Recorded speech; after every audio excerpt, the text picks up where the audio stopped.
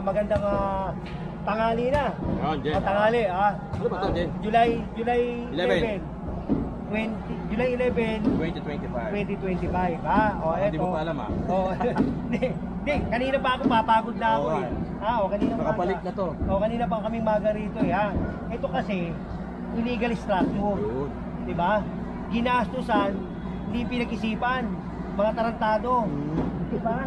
Ayan, kita mo, sinayang nila pera ng taong bayan. Yes, correct. Diba? Ngayon, ginigiba na, 19 million to. 19? Grabe, diba? Tignan mo, ito eskwelahan. Hindi ba sila naaawa dyan sa dami ng tao dyan, sa dami ng estudyante? Kasi yung hangin, nahaharang.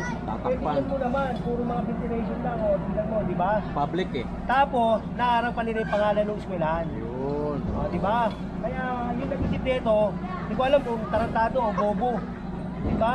Paano nakakuha kayo ng permit dyan, Jen? Walang permit dyan. Malamang kasi nakapatong sa bangketa Yung paisa.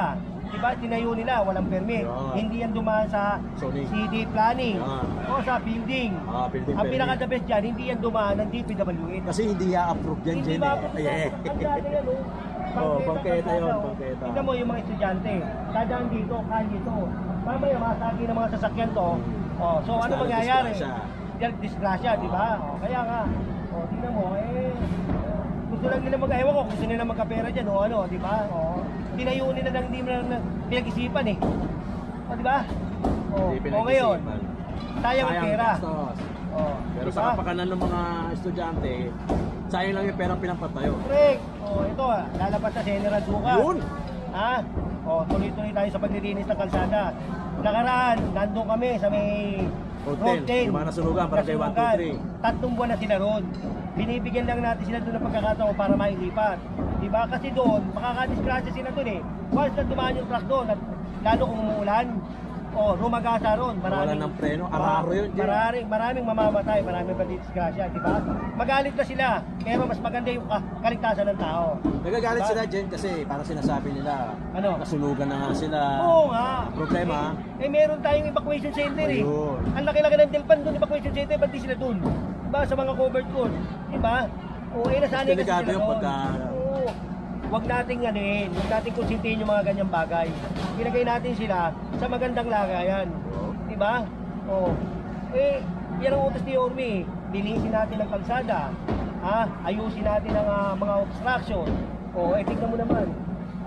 Tayo. Marami tong ganito. Nagsisimula pa lang tayo.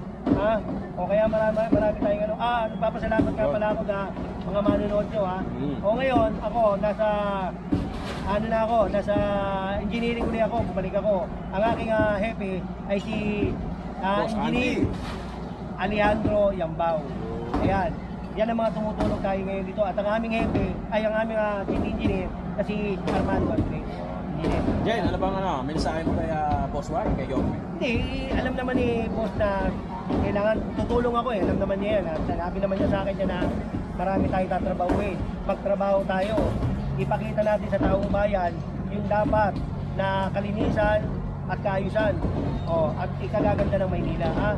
Tayo sentro ng tayo sentro ng Pilipinas Kaya kailangan ang Maynila maging maganda, malinis. Make Manila. Make Manila great again. Bilis kilos, bilis aksyon. Magandang tanghali uli sa inyong dalawa. Babalik! Ayan na.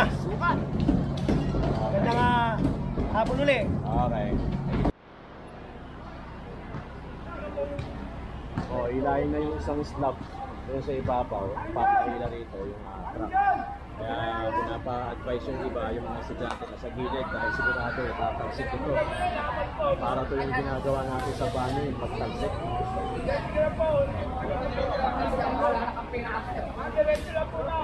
Diretso lang, kaya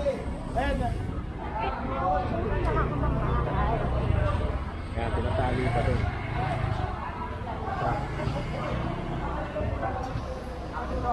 Tanggol ka talon. Tanggol. Kurate!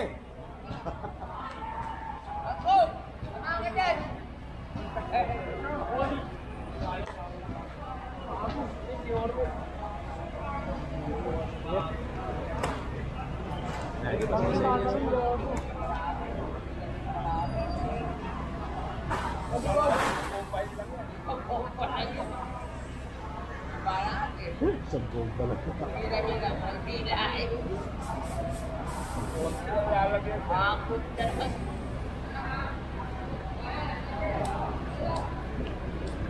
Baka na dyan, baka masama ka pa sa ilaan. Oh, yan.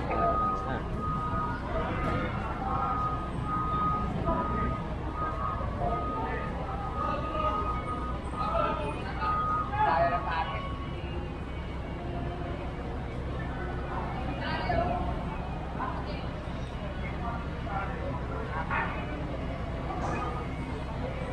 Tapos ang kapit.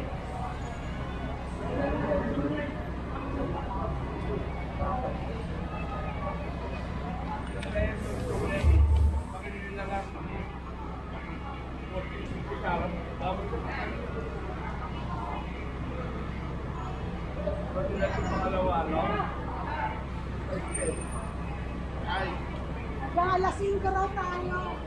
Kaya sasabi ni Bulanon. Kahit daw alas 4 ang tuwian nyo, hanggang alas 5 raw tayo. Balik kami alas 5. Mag-out kami alas 4. Sabi na nakakalimutan ako. Sabi na hindi ka pwede hili. Ayaw sumunod. May ano tayo eh. May tayo. Hindi daw sabi mo. May tayo.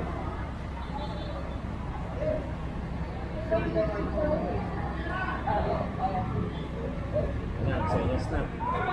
Bigyan ng go signal. Hindi na kaya. Papatit ang tali. Ano nga, may simento pa yung simento. Ayan,